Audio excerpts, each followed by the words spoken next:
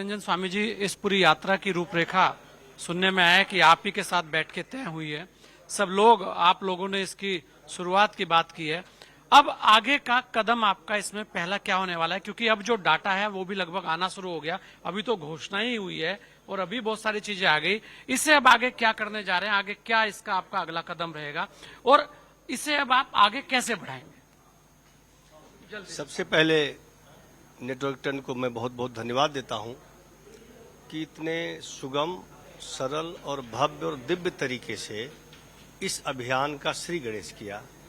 ये छठी धर्म संसद है, पांचवी संत संसद है और जितने भी अभी तक कार्यक्रम हुआ, एक से एक बढ़ करके और नए नए संत जो चिंतक हैं, मनीषी हैं, जो जहां जहां से है, नए नए लोग जुड़ते चले जा रहे हैं।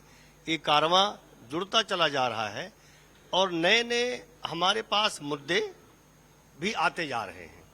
जो मुद्दे आज जिन विषयों पर हम लोगों ने चर्चा किया, बहुत सार्थक चर्चा रही।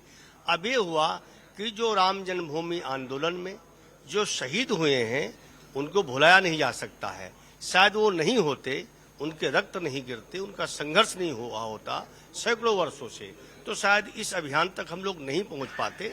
तो संतों की पहले जमात निकलती थी, मंडलियां निकलती थी, गांव गांव में जाते थे, उसको जन जागरण कहा जा सकता था, कहते थे, जागरण कहते थे।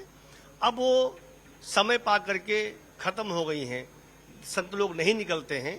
लेकिन अब एक नई जागृति है कि कुछ लोग पंजाब से, जम्मू से, गंगोत्री से और उधर से चारों धाम की तरफ से हमारे संत लोग निकलेंगे और अयोध्या की तरफ प्रस्थान करेंगे और सभी संतों का संगम अयोध्या में होगा। सब लोग पहुंचेंगे। हम लोग भव्य और दिव्य एक वहां पर आयोजन करेंगे, उसकी योजना बनाएंगे और सभी संत लोग मिल बैठ करके विचार करेंगे कि इसको हम कैसे आगे ले जाएं।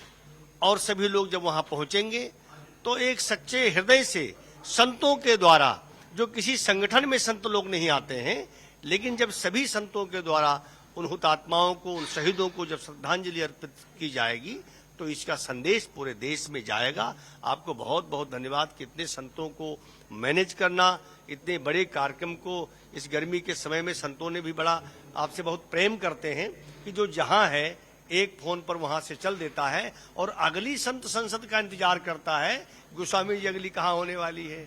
ये बहुत कम जगह पर ये देखने को मिला है। इसके लिए बहुत बहुत सारे आपके टीम को मैंने देखा, सुबह से सारे जितने बच्चे थे सब बैठे थे, कल से बैठे थे।